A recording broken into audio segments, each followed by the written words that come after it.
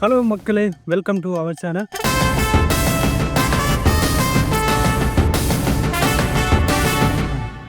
இன்னைக்கு காலையில் UK big pass 10 மணி சரிங்க 11:30. ஏன்னா யூகேவில் நாங்கள் எந்திரிக்கிறதே எப்படின்னு தெரியாது. இந்த மாதிரி யூகேவில் ஜாலியாக எப்படி வாழ்றதுங்கிறது தான் இந்த கண்டென்ட்டில் இருக்க போது. ஸோ கடைசியாக பார்த்து முடிங்க. யூகேக்கு வந்தால் 24 மணி நேரமும் வேலைக்கு தான் போகணும் அப்படின்னு சொல்லுவாங்க. நம்பாதீங்க, காரிங்க நம்பி தான் ஆகணும், அதுதான் உண்மை. அப்படி போகணுன்னா சோத்துக்கு ஒன்றுமே பண்ண முடியாது.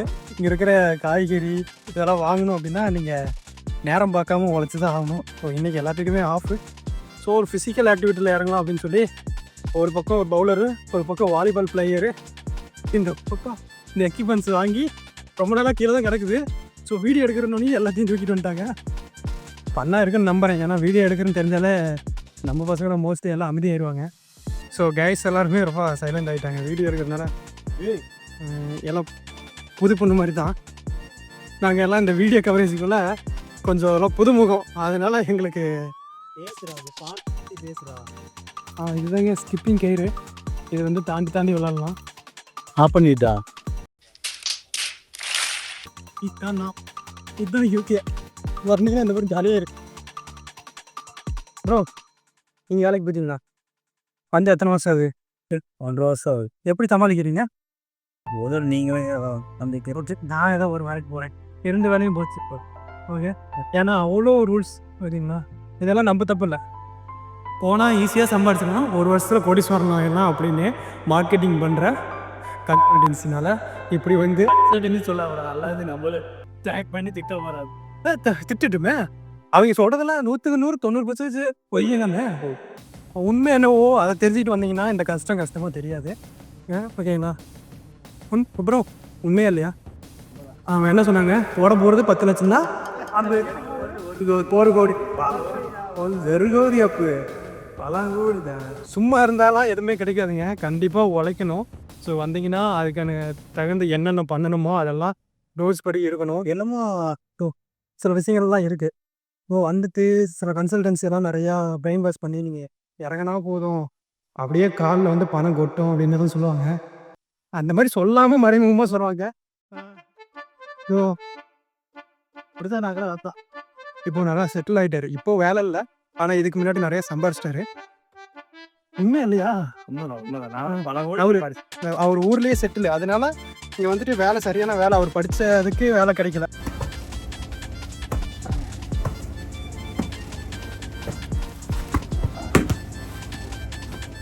இப்போ என்னென்னா எல்லாருமே 1 மினிட் கேம் வந்து முடிச்சாச்சு. எல்லாம் தயாராகிட்டோம். எல்லாம் வார்ம் டவுன் ரெடி ஆகிட்டாங்க.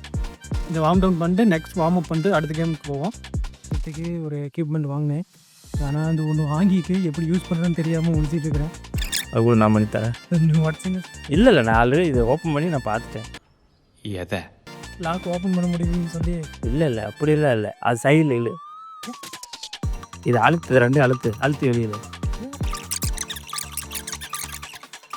ஃபீச்சர்ஸ் எல்லாம் எப்படி இருக்குன்னு பார்த்துட்டு இதெல்லாம் வாங்கினோம் உருப்படி ஆகுமா, நம்ம உண்மையிலுமே லாக்ஸ் போடுவோமா, இங்கே நடக்கிற சில விஷயங்கள்லாம் கேப்சர் பண்ணி மக்களுக்கு சரியான விஷயங்களை கொண்டு போய் கொடுப்போமா. சேனல் ஆரம்பித்து 3 வருஷம் முடிஞ்சு போச்சு.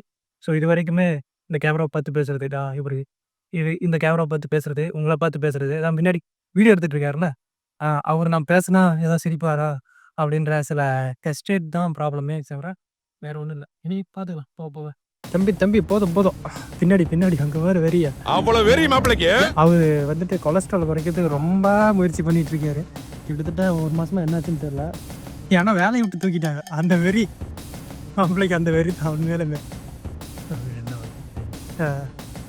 எல்லாத்துக்கும் காரணம் ஒருத்தன் தாங்க, உண்மையாக சொல்லுங்க ஒருத்தன் தான்.